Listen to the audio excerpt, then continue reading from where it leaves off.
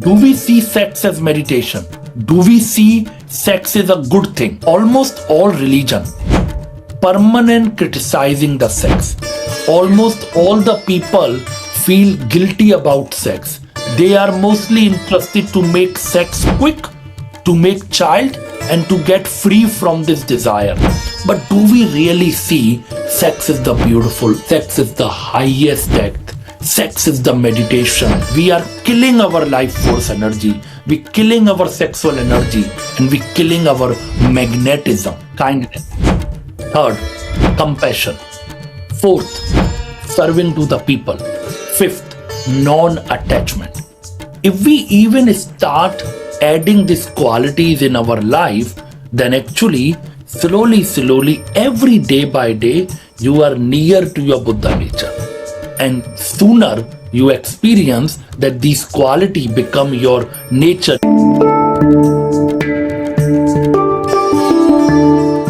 Welcome back, everybody, to the Vibe Higher and with Gigi podcast. Today we have a super awesome special guest. I'm really happy to have him here. It's been a little while since I've wanted him on, and we managed to get things together and be here today. I'm going to start with a bit of his bio. He is originally from India and was raised in a business family, but chose a different path towards truth, self-discovery, and spiritual service.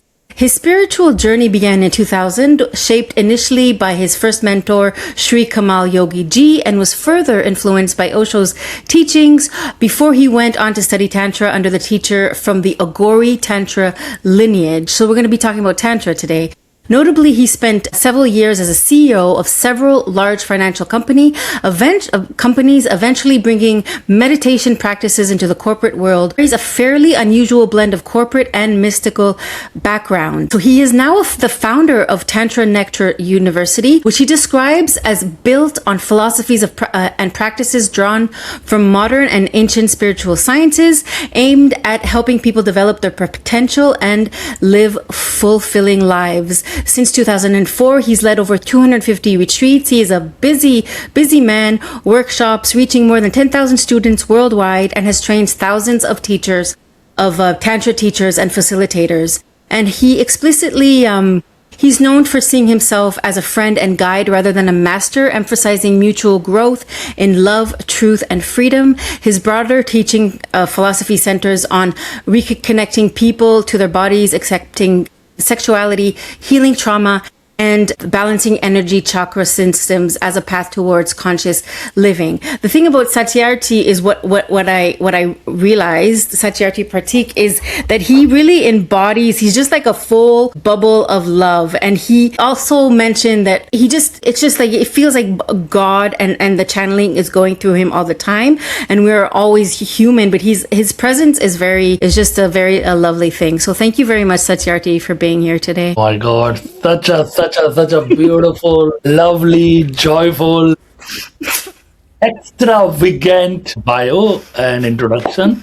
I just want to tell I'm a very simple person and I'm trying my best. Thank you for your love and being here. Thank you, Satyarthi, for being here. Just for people who don't know about Tantra, who are not very knowledgeable on this, could you give us a bit of explanation as to what Tantra yoga is about? So, Tantra is a very beautiful spiritual path. It's the most ancient path. You can tell it is the first path because it has the history of 7,000 years. It is believed that it is come from Lord Shiva, or you can call enlightened Master Shiva, who is as a scripture and mythologies and Indian philosophy, we believe that he is the first man, the Adi Yogi, and he gave this path to the world, to the people, so they can experience their own Shiva nature.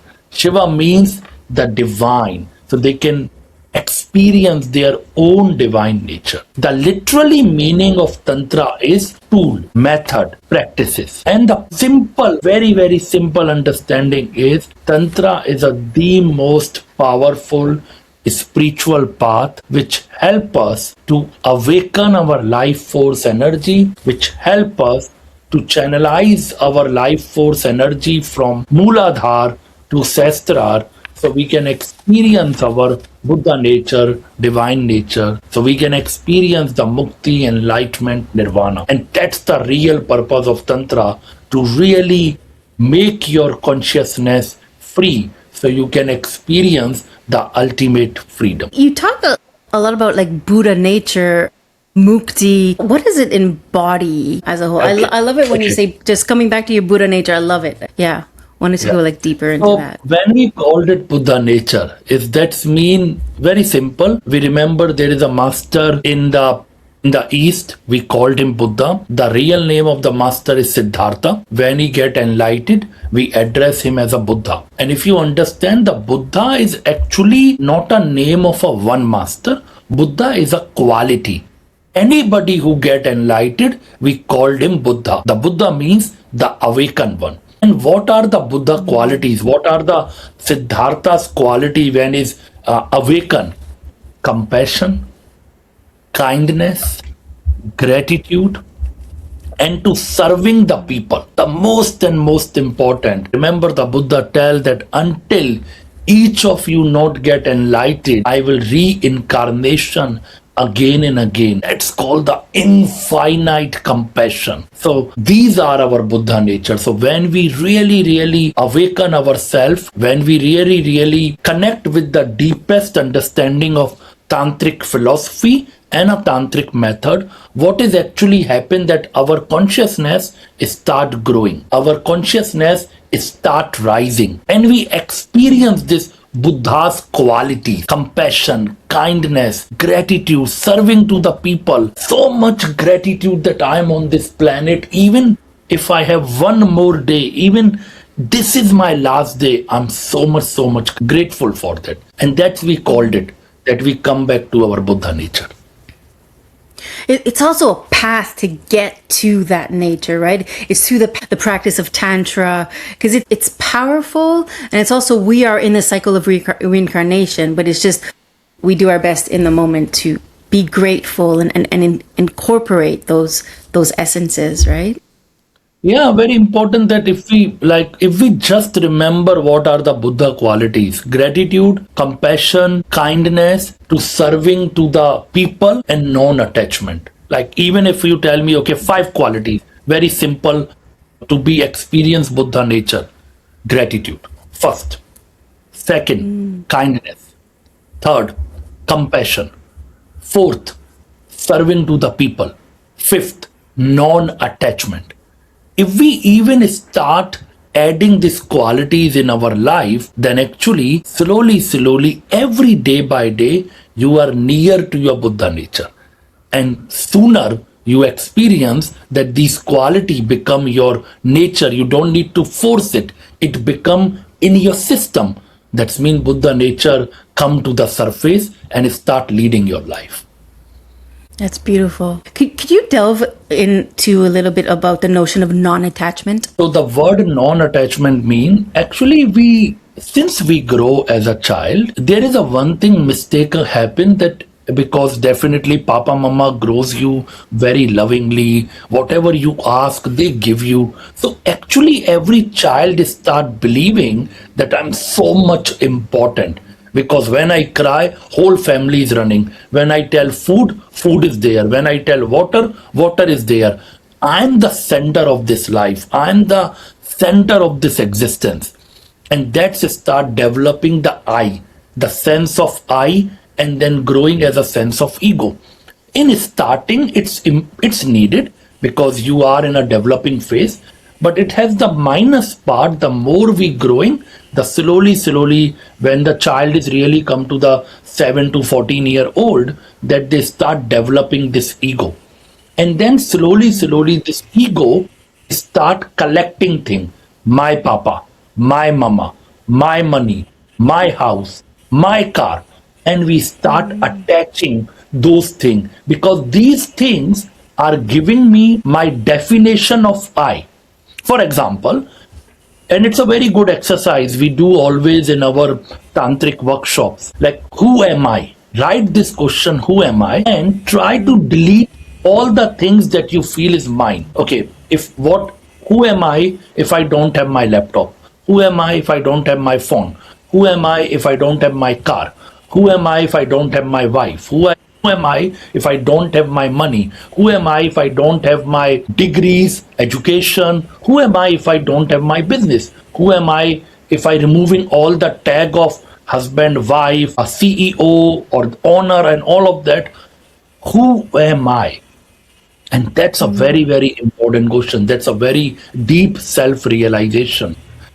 In this path, we so much work on this non attachment that we always remember that we are tourists on this planet. We are tourists in this body. Nothing is mine. Even my body is not mine. For example, when I born, nobody asked me. I just open the eyes and I'm here. Why I'm here? Maybe Why? before someone asked you, I don't know. But actually, in this reality, when I open the eyes, nobody asked it. I just born. Why I born in India, I don't know. Why I born in this family, I don't know. What I did to be born in this family, I don't know. Why I being here, I don't know. So we just born out of nowhere, out of some deep magic or out of some deep space. We just came. Nobody asked it. And one day we just died. Nobody asked it. Nobody give you appointment. Satyarthi, next week, Monday, 7 a.m. We never death is know. We never coming. know. We don't know. Please be ready. No.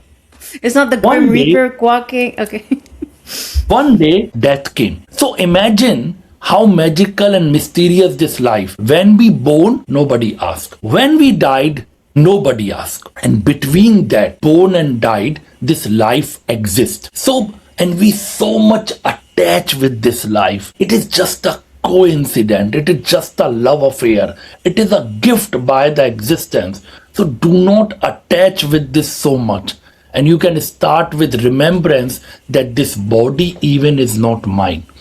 Can I tell my body I'm gonna be 40 next year? Can I tell my body stop at 40? 40 is the perfect age. Please do not get more older.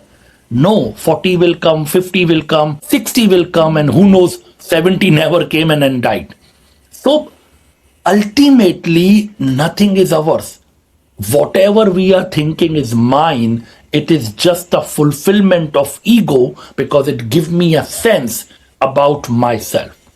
And in Tantra, in this beautiful path of awakening, we work a lot to remember that we are tourists. We are tenant. Tenant in this body, tenant in this life, whatever life gave it, being grateful for that and never feel it is mine. And that's a very important understanding. It gives you a lot of relaxation. It gives you a lot of joy, lot of dance, lot of celebration. And it is also help you to be really help you to not fall in the trap of sadness, depression and pain.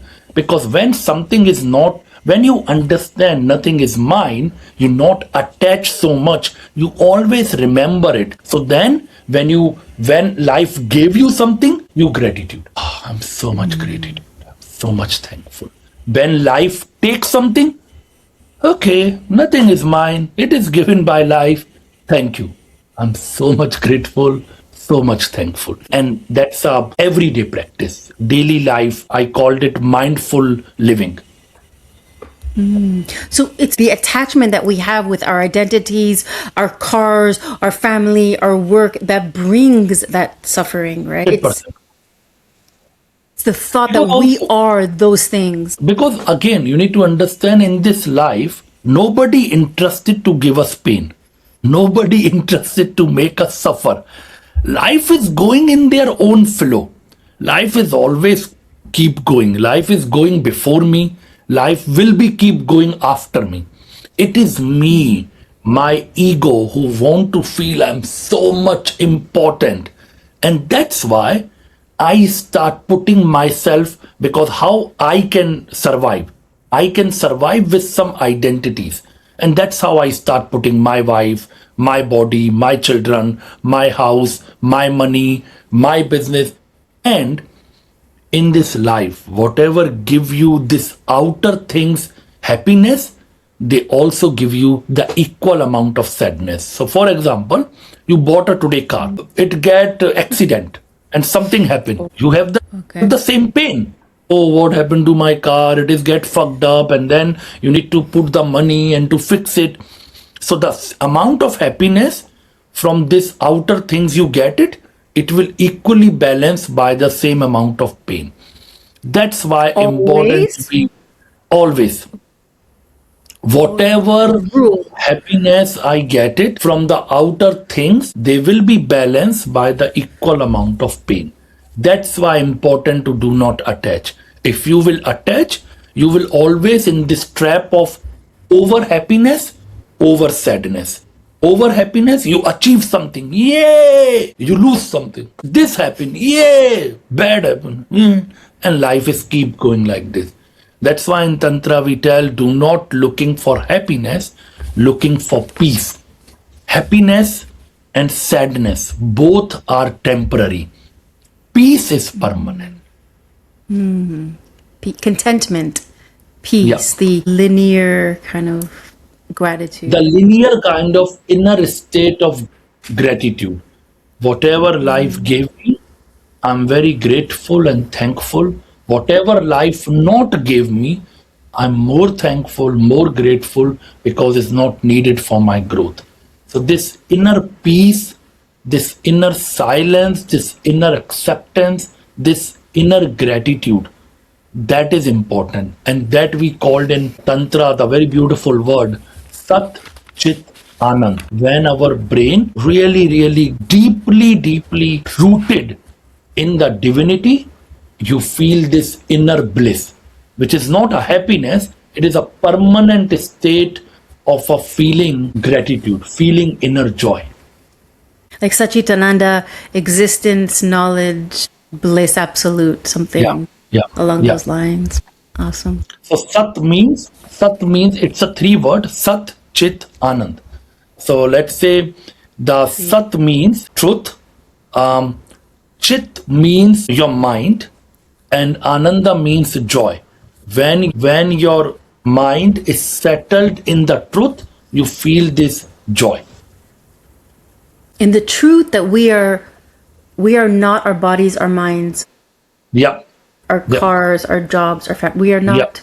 It's the attachment with the identity. You have done a considerable amount of like spiritual work, like inner work. You sought a lot of teachers in the spiritual realm. Could you maybe expand a little bit on your journey?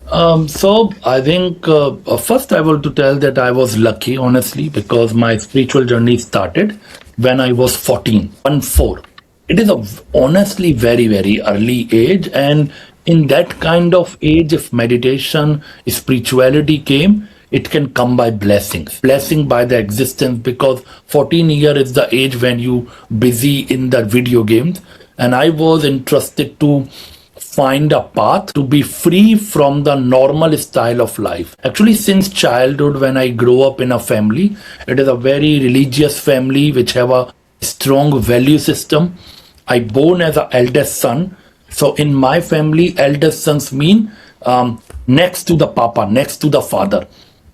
And they grow a eldest son like as if you are not a child, you are already a grown up man. So father will teach you that you need to take care of sister, you need to take care of little brother, you need to take care of mama, you need to take care of me, you really need to take care of family. You are the eldest son and you will also take care of whole the business and empire and everything after me. So my training started even when I was very little child. Papa will take me every day to his business and show me everything, teaching me everything, and very systematic, like everything as if predestined. So in that way, they are keep telling when you get 20, 21, be ready, we will find a girl for you. It's a family where arranged marriages are the culture. So we will find a girl for you and you will married. In 2 years, you make children. So in that way, we have a next generation plan. And I was like, fuck man, like where I am, there is everything is look like already settled, already pre-planned. And You don't have to I think. don't feel like it is not me.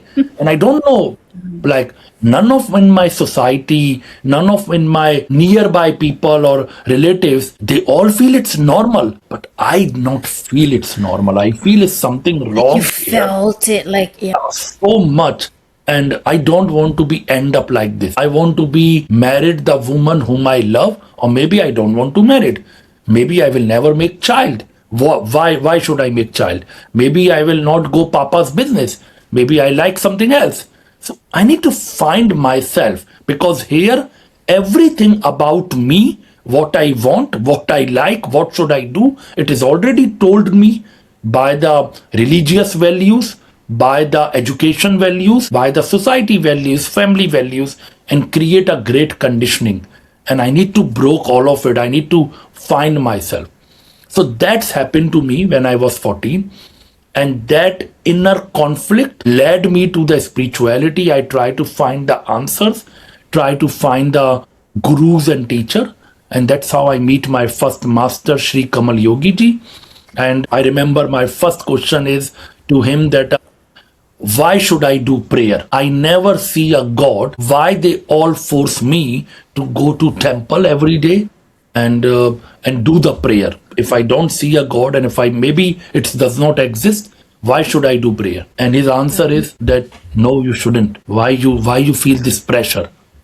Oh, so if you You're don't feel the important. God, if you don't see the God in Yeah. your Yeah, like if you don't feel it, then don't do it. Your right now task is to find who you are. And I'm like, okay, good. Finally, I have a teacher and a master who tell me, let's try to learn it more in a scientific way rather than to a belief system. So that's how my journey started with him. And later on, when I was 18, I'm more interested into the Osho's work. Simple reason is that because one reason that Master Kamal Yogi ji is a very deep, powerful yogi. So he give me a lot of tantric yogic practices about asanas, yogas, meditation, third eye activation, rooted with the earth, a lot of powerful noli kriyas and breath work, Brahma Muhurat meditations and all that. But Oh, wow. when I get 18, I also feel I need to meet other people. I need to travel the world. And in a one way, he also tell me one day that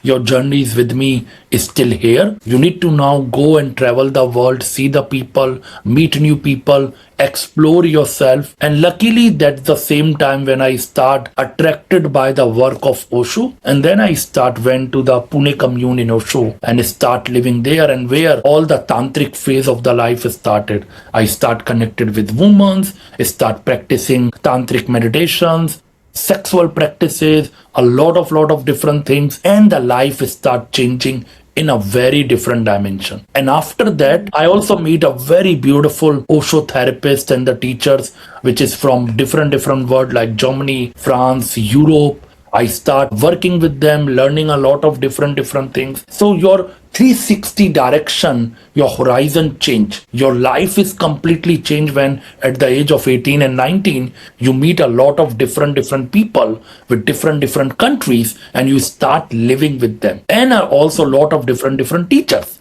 lot of different beautiful therapists, beautiful healers, beautiful great teachers, and you learning through them through workshops and all that. So it's a help a lot. And then after that, the final point will come when I feel to be go more deeper, and I start practicing the death meditations. And during the death meditations, I start going to the cremation centers of India, and where I meet my third master Babaji, which is come from Aghori branch. And there we go more deeper into the death, reincarnation, and the awakening. So And this is Varanasi. all my life of the 14 till 21. That's 7 years of my life where I fully give all the time to meditation. And I think that brings me here today. So that's, I think, about my spiritual journey. When I was 21, then I reached to a point where I start living in ashrams. In India, in the ashrams, there is a work we call seva, which means a volunteer work. So you need to live in the ashram, clean the ashram, and they will give you food and stay free. And I start living those life and get lazy, because you just meditate, clean the ashram, sleep, It's a happy nice life. It nice is. life. And then one day, one of my mentor in the ashram come and tell me, leave the ashram.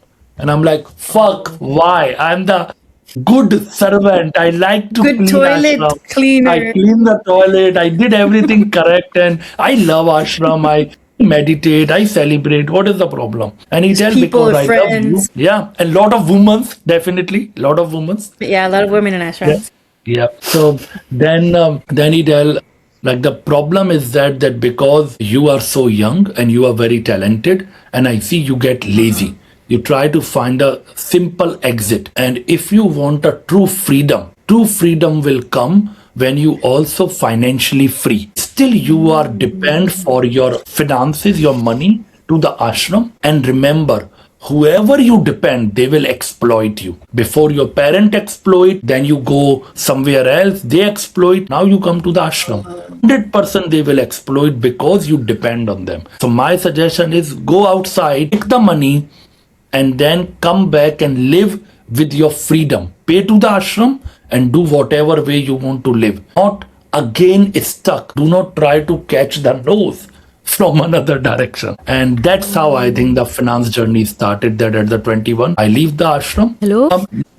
You really need to now leave the ashram because you're getting lazy, you're afraid of money, you not put energy to be earn money, and it is not good. That means you are depending for your freedom to the ashram, because ultimate freedom is also come from the inner freedom plus financial freedom. And I'm like, okay, that's how I leave the ashram, and my corporate lifestyle started. That I start working in investment banking firm, learning mathematics, economics, adding my knowledge of mathematics, numbers, and economics to the fundamental analysis, technical analysis, become the stock trader, and then as a investment banker. That's overall my journey. Wow. Okay. And then, because there was a few interesting things that you said, because you mentioned that you came across quite a bit of luck, like your first mentor, the Kamal Yogi G. A lot of spiritual teachers might not tell you this to find yourself, like or maybe like to go towards what you want and to figure that out instead of like implementing what other people tell you should be doing in your life.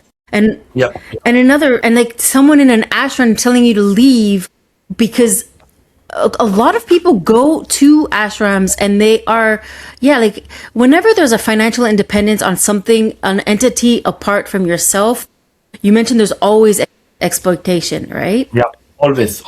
So being Because it's financially, like, it's a nature of a human beings. Like, ashrams are also, is not like everybody enlightened. Every ashram maybe have a few people are spiritually awakened and inclined, but still ultimately it's an organization, lot of people working. They are also people like me and you. They also have jealousies, insecurities. All the game that we play in the corporate world, it's also played in the ashram, because everything is run by the same human beings. They are not enlightened. So definitely they also have the same, if you work them, then they will take care of your food and stay or everything. Yes. If you tell I don't like to work, then they tell, okay, leave the ashram. So ultimately, where is the freedom? The financial freedom means that you have this freedom that when I want to rest, I can rest. And when I want to work, I can work. Nobody can pressurize me to do what I want to do. And that's, I think, my mentor told me in the ashram, and I understand this is the ultimate truth, and I need to find that way.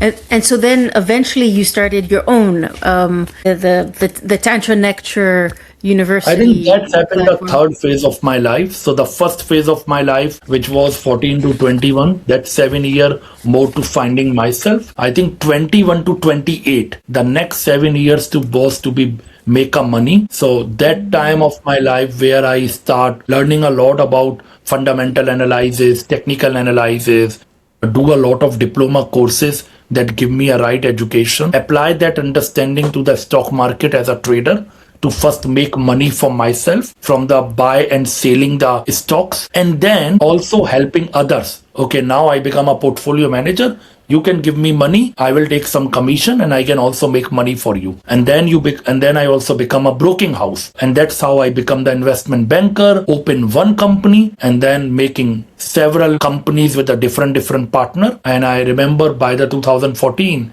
I have 7 companies, 70 employees, and I'm managing $1 million portfolio.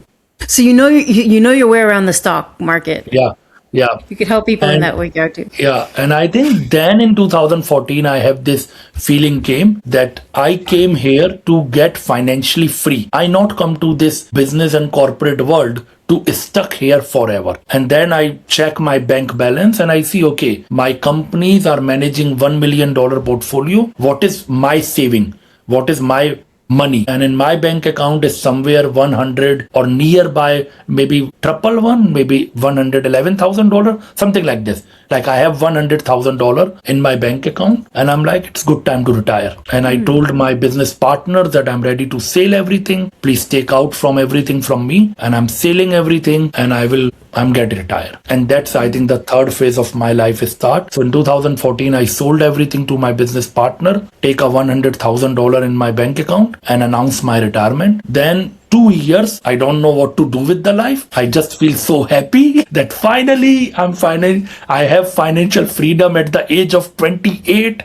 I'm super young, super happy. Money, I have it. What to do? Okay, meditate every day. Good. What else? Let's travel the world. And then I start traveling Australia, New Zealand, Thailand, Europe, Germany, Munich, like everywhere, as more countries I can cover. And then in 2016, I reach a point where there is a feeling start coming like, okay, I cannot be just traveling and to be just enjoy my life. There's a compassion start coming that I want to share something to the people. And then I think the channeling happened, downloading happened. I was in Bali at that time. A lot of channeling, lot of downloading, lot of things start happening which keep telling me, Satyarthi, no, you cannot just sleep, wake up, coconut water, enjoy the beach.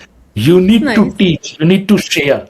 And then I start, okay, so let's start teach. And I feel that a right way to teach is the Tantra, because Tantra give me a freedom to teach everything. Tantra is the beautiful path which allowed you, which not restrict you. So I can teach yoga, I can teach meditation, I can teach vipassana, I can teach dance, I can teach massage, I can teach breath work. All these are the tools of Tantra. And that's how then I started teaching Tantra and Tantranectar University born. And 2017 is my first official workshop under the brand name of Tantranectar University. 2014 to 17, I do some meditation classes, but not very seriously. When some friend invite, I go somebody's house, giving some meditations, and I always in this plus minus zone. Do I want to be teacher? No, no, no, no, no. Do I want to be teacher? No, no, no, no. So I'm more like 2014 to 17 is the transition phase where I giving some workshops in India, Goa, Thailand, Germany, Munich, Greece, but mostly in this inner space. And I very much shy. I have difficulty to tell myself I'm a teacher or I'm a master or what is my brand name. I just more in a very shy person. If some of my friend tell me, Satyarthi, please come lead a meditation, I go to their house, they invite some friends and I do 1-2 days event. But 2017 is the time when I decided, yes, it is the time. This is my school. This is my values. That's how I want to teach people. And I start with as a Tantranectar University, and we have the biggest event start coming.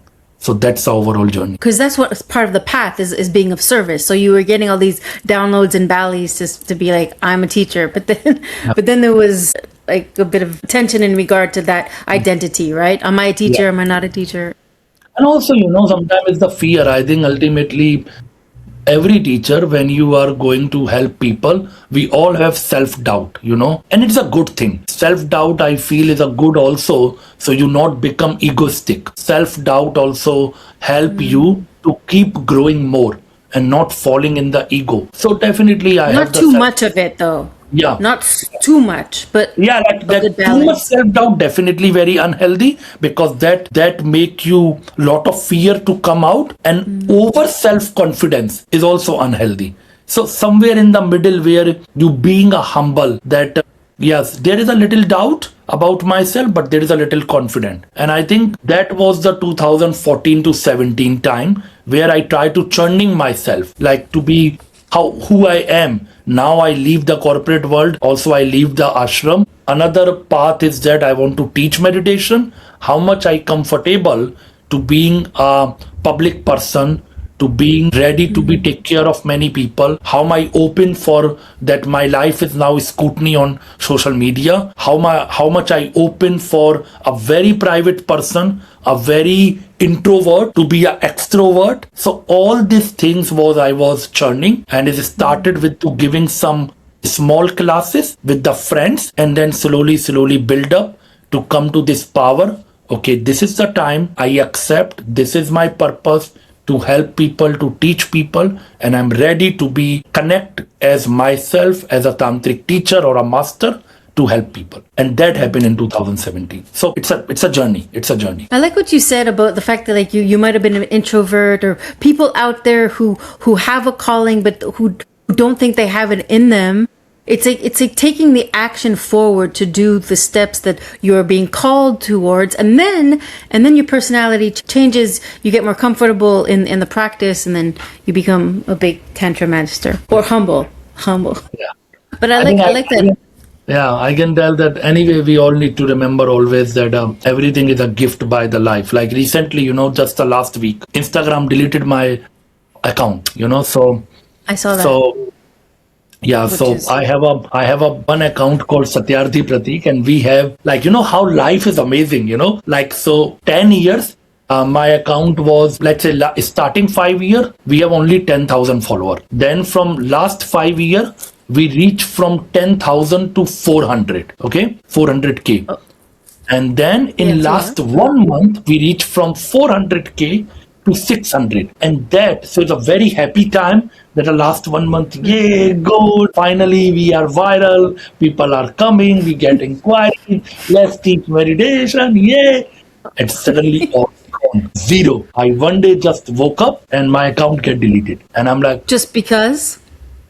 It's because the subject of Tantra involves sexuality. So Instagram is very much okay if you are teaching sexuality on a lower level. So if your account is 10, 20, like under 300K, they are not very taking your account seriously. But when your account reaching above 300K, your reels are getting, like my reels are reaching every month 100 million views. Like every month you are connecting 100 million views. So that's mean 100 million time your content is by watch. So then your account come to the radar. Then the Instagram team personally check every big creator account what kind of content you putting, and they find it out. My content is a sexual content, and they feel according to Instagram policies they cannot promote sexual content, and then they delete it. Even I have a premium blue tick. So in the premium blue tick, you have a feature where you can call the Instagram and they will talk to you. So I called them in last 15 days, 5-10 times, a different people, a different professional emails, different professional level of the people. And they all tell that your account is about sexuality. Yes, we know that it's not a prostitution. It is about something meditation and sexuality, but we cannot allow this account because it's too big and we cannot take risk. It is not an Instagram policy. I do have a couple of questions, like in regard to that. Like when people hear, like the Western world hears Tantra, they think because there has been maybe like stories behind some teachers. Like what would you say in relation to people who are skeptical to go into this type of practice when they hear the buzzword Tantra? I think definitely you need to understand that Tantra is a path which is allowed you to enjoy everything. So let's say there is a two direction of spirituality. One is the direction of spirituality that tell you leave everything. Leave the wife, leave the husband, leave the money, leave the world, come to the Himalayas and practice on your meditation, and then one day awakening happen. It is beautiful path. I support this path. I was there. I live in Himalayas, I live in ashrams, I live the life. But maybe this path is good for 2000 years before. Now it's a different life. We need to live this life. We need to celebrate this life. If his chocolate cake is tasty, why not the fuck enjoyed it? If you like to travel in business class, yes, please go and travel it and enjoy this luxury and beauty. So then in 21st century, we need a path which can help us to get enlightened without leaving the world. But by consciously live it. And here the Tantra enter. So Tantra gives this understanding that you don't need to leave anything, you need to live it, you need to enjoy it, but with consciousness. While you driving a luxury car, enjoy that feeling, experience, but remember, this is not permanent. Remember the anicca, that is not permanent.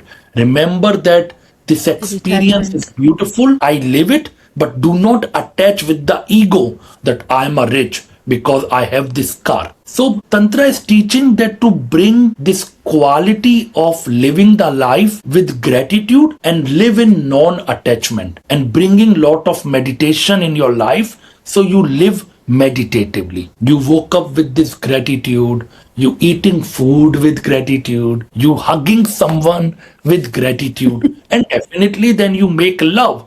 When you have a sex, you also sex like really deep, slow, meditatively, caress your woman, caress your man, kiss slowly, really be there like a meditation. You feel your partner is a divine and you enjoy that experience fully. Then even your sex become meditation. So the idea of Tantra, the understanding of Tantra to live life meditatively, consciously, and that include all the life.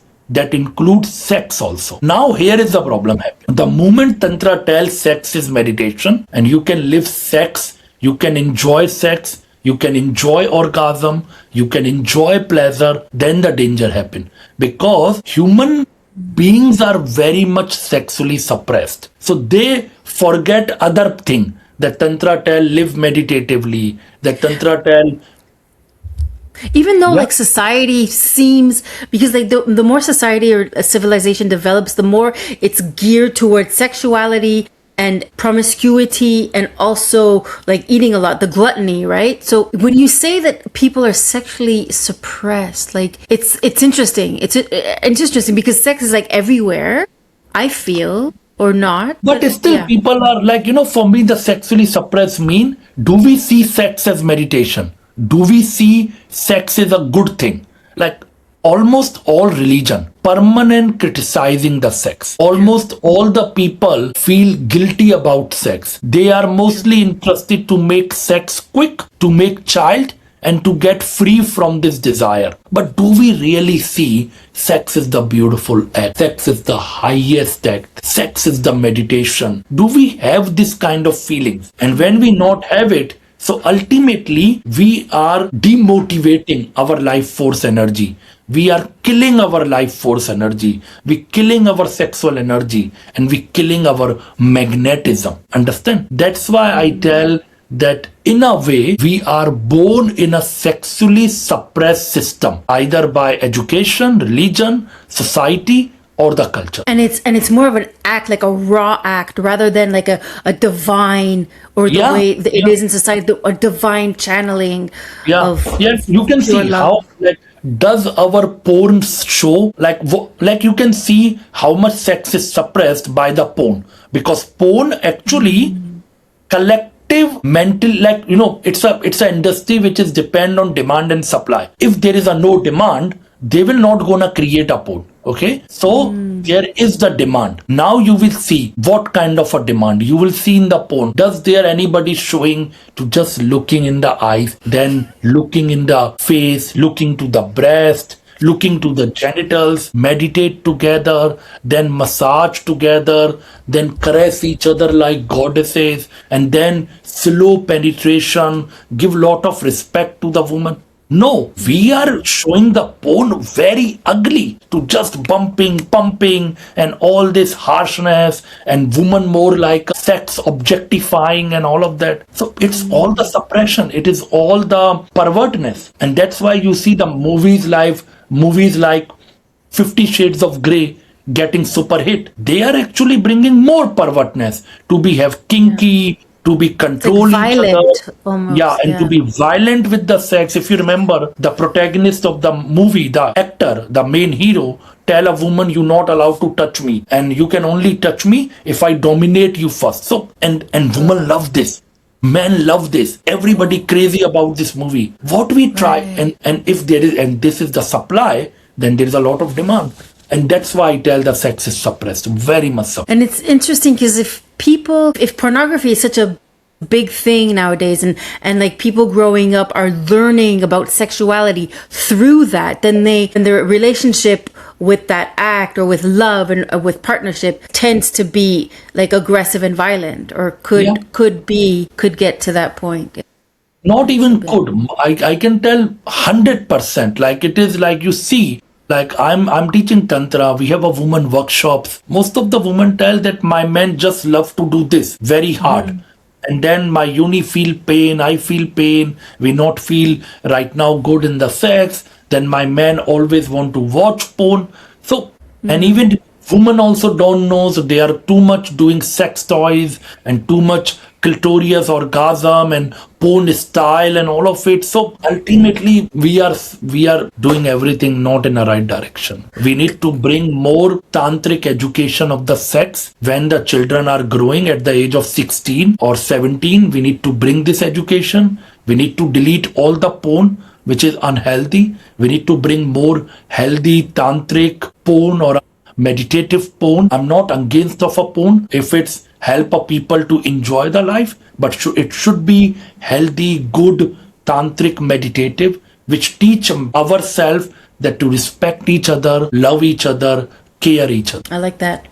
Yeah. And what would people like for people who are interested in like coming to your workshops? Like what? Because I've been to a couple of your workshops, and one of them was like I felt to be guided. It was to be guided by divine light and love into the touch, into the massage. Maybe you could go into more detail into what people would expect if they were curious to take one of your workshops. I think the most important that I help them to come back to the body. That's my first preference, because we live a lot in the mind and we completely disassociate with the body. Our whole consciousness, our whole understanding is stuck in too much in the brain, and we live in this right now a great digital world where mind is overstimulated. So definitely we are so much away from the body. So first thing which you gonna experience how it feels to come back to the body, and from there everything change. You will see suddenly, because right now imagine in Instagram there is a filter gray. So right now you living in the life very gray because your senses are dyed. You come to the Tantra and we change the filter for vivid. You suddenly feel, my God, rose become more red. My God, sky become more blue. You drink a water and you feel it's like a nectar. You eat a food and you feel it's so tasty. You feel, I never see this tree before. I never see this person before. So your senses start awakening. You feel more back to the body. And then we bring also more divinity, that you feel that your body is a temple. That's very important. That you start feeling more connected with your energy, that your energy is divine. You feel great connection with your sexual energy, because then you feel sexual energy is the life force energy which create all the existence, all the joy, and you start bringing more creation, more dance, your magnetism, your personality, your aura, everything starts shifting the moment you enjoy the sexual energy. So these are the things that you're gonna experience to come back to the body, come back your senses, connect with your sexual energy, connect with your magnetism. And it's also helpful to relax the nervous system. All these 100%, exercises. 100%. We give a very balance. There is some lectures about what is Tantra and Tantric understanding. So philosophical level, your mind understand the truth. And then there is a lot of practice, that what you understand by the lecture and the talk, we give you the practice so you embody it in your system. And then your nervous system get completely relaxed, like you really feel restart. Or maybe like to close off, maybe you could offer us like a little bit of like chakra meditation. I think the viewers will. As Galit loves it, the channeling. So we can start again with the channeling. And I think it will help you, me, and all of us together. So please, I'm inviting all of you to close your eyes.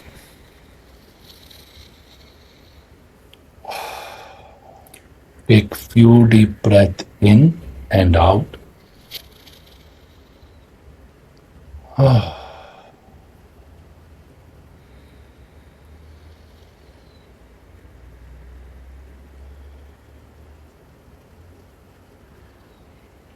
Bring your attention back to this moment.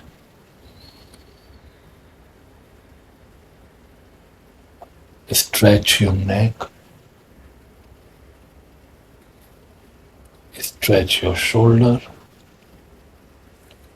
Stretch your body.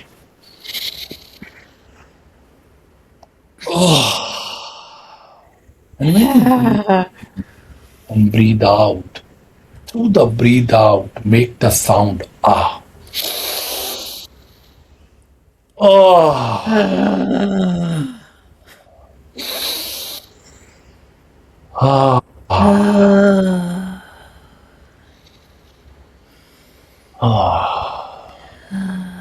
That sound ah help your nerve system to calm down.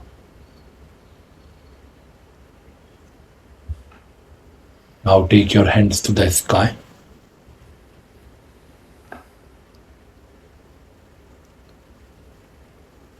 and visualize with me. I'm in a Tantra temple. The divine Tantra temple, a beautiful golden pyramid.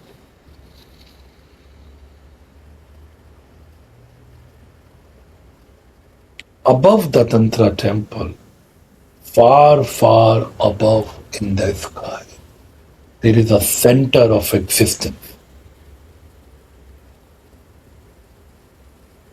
Visualize this, I'm in this golden pyramid, the Tantra temple, and very, very far, far above in the sky, there is a big divine golden center, the center of whole existence, the whole cosmos. A beam of golden light coming down from that center. The light touch the Tantra temple. The light touch my head.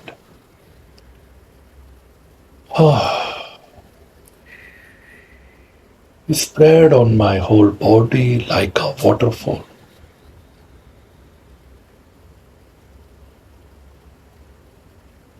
Activate my heart.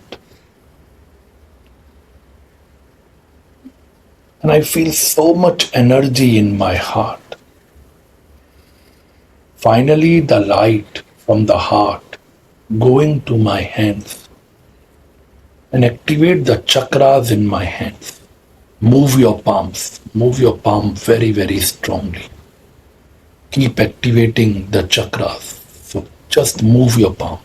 You can slowly, slowly just open your eyes and look at me, how I'm moving, and then again close your eyes. So just keep moving your palms. And visualize again. I'm in a Tantra temple. Above the Tantra temple, there is a center of existence. A beam of golden light is coming down from that center. The light touch my head, spread on my body like a waterfall. Finally, the light come to my heart, activate my heart. From my heart, the light reaching to my hands. And finally, the light reaching to my palms, activate the chakras in my palm. And the light, the golden light coming out from my finger. Ah. Keep fulfillment your inner cup with this love, with this light, with this divine light. And now, with this full of love in your hands, with this divine energy, give yourself 3 times caressing from your head till the toe. Give your body, your being with so much love.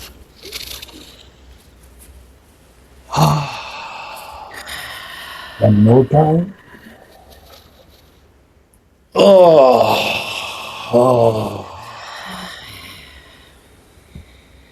One more time.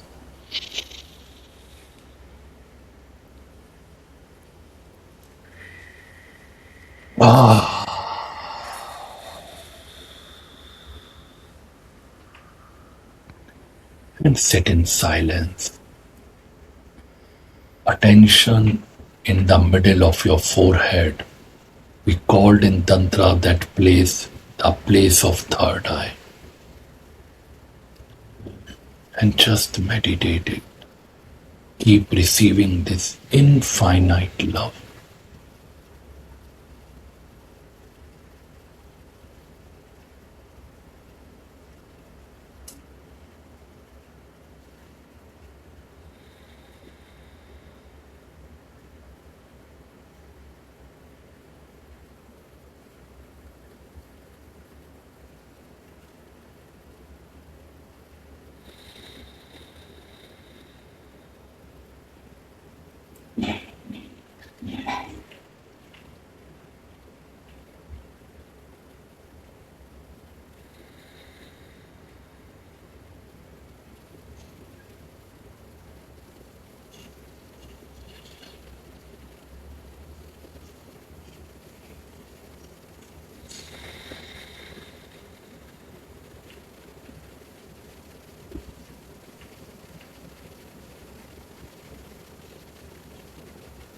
Take 3 deep breaths.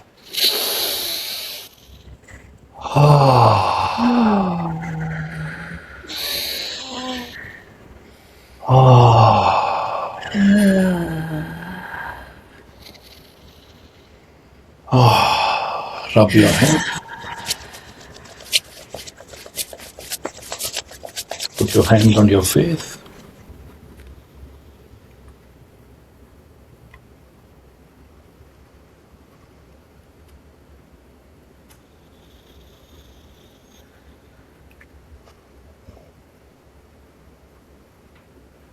And really come back with lot of this love, gratitude, thankfulness to this life, to this body, and with this inner feeling that I'm so lucky to have in this planet.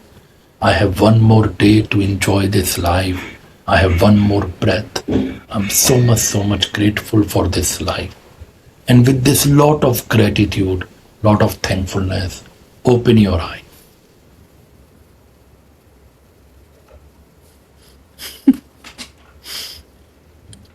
That was very nice. Yeah, Just smiling. I look different. me too. That's cool. Awesome. Like Same. channeling. Thank Yeah, you. thank you. Thank you so much. For yeah, that was beautiful. Thank you. And so you have upcoming workshops always? You're very I busy. think yes. I think yearly. Mostly we have a yearly calendar, and we have few locations which are we are teaching. Mostly they are fixed. So every year we teach in winter time in Bali, which is somewhere from October to March. Then April I'm in India. Only one event and one workshop I teach in India, and then summer from May to October I'm in Moscow. And also because a lot of my tribe, which is from USSR, so not just the Russian but also Ukrainian, Kazakhstan, and all the USSR countries, and to be make them open because they don't want to travel Russia. So we have a one workshop in Georgia. So that's our 4 location of 5. January I'm teaching in Dubai also. So let's say Dubai, Bali, India, Moscow, and Georgia. These are the fixed locations where I'm teaching, and every year we are teaching 20 workshop, 20 retreats and a workshop. The smaller one are only 2 days, which is Saturday, Sunday, and big one are 1 month workshop. So and there are the middle workshop which is 5 to 7 days, depend what level you are. If you are on a very basic level, very new to tantra, then advisable to start with the weekend workshop Saturday Sunday, because that help you to understand, even like, do you enjoy tantra, do you enjoy tantric practices, does tantra is your path, and do you like this crazy man Satyarthi, who knows, you will feel, fuck, I'm irritated with this man, I don't like this, I need a new teacher. So then you Oh, don't need to suffer with me for 1 month. 2 days you will finish and find another teacher. So It's always good to start with the 2 days. You understand the teacher, you understand the practices, you understand the meditation, and you also understand genuinely, do I love this spiritual path? Once you have that love affair with the meditation, with the practice, with the tantra, with the teacher, then you can take risk for go deeper, which is intermediate workshop, which is 5 7 days. And once you also go to that, and then if there is a desire come, I want to become a professional, I want to teach and help others through the tantra, then you can come to 1 month workshop, which is basically more professional trainings. So that's how the school works. And the 1 month workshops are for like to give your own workshops and then to give your own tantric massages or to Yeah, become a 1 month practitioner. workshop is more like professional trainings. We have two program per year, which is 1 month. One is Tantra teacher training. So there, after completing that, you will have a certificate from the school, and you can lead your own private sessions of Tantra, your own tantric coaching sessions, and you can lead retreats and workshops as a become a great tantra master, a great tantra teacher. So that we call a tantra teacher training or tantra master training. Then this is a one professional workshop. And then there is another professional workshop which is about massage. If you decided I want to give a healing sessions of tantra massage, then it's another professional training 1 month where we teach you lot of different style of healing arts, and you will gonna learn a very beautiful divine practices of tantra massage. And it's great to like be connecting with people in person in these workshops in this digital world that we're living in. It's just good to connect with the people. Anyway, 1 month workshop is always great. Even like a lot of my students came because they just want to being in this energy of tantra for 1 month.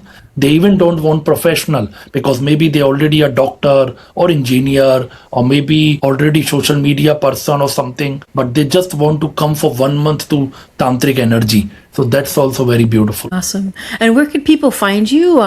On your socials, I'll put everything in the description I think down below. Yes, is my social media. In my social media, there is a two link in my bio. One is for online school, which is connected to the school community.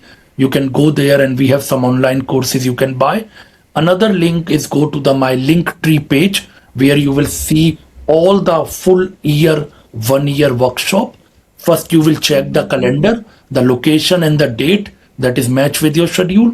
Open the landing page, read everything. If you like it, there is a contact of our offline workshop organizer and tell, I would like to come to this workshop, and they will guide you.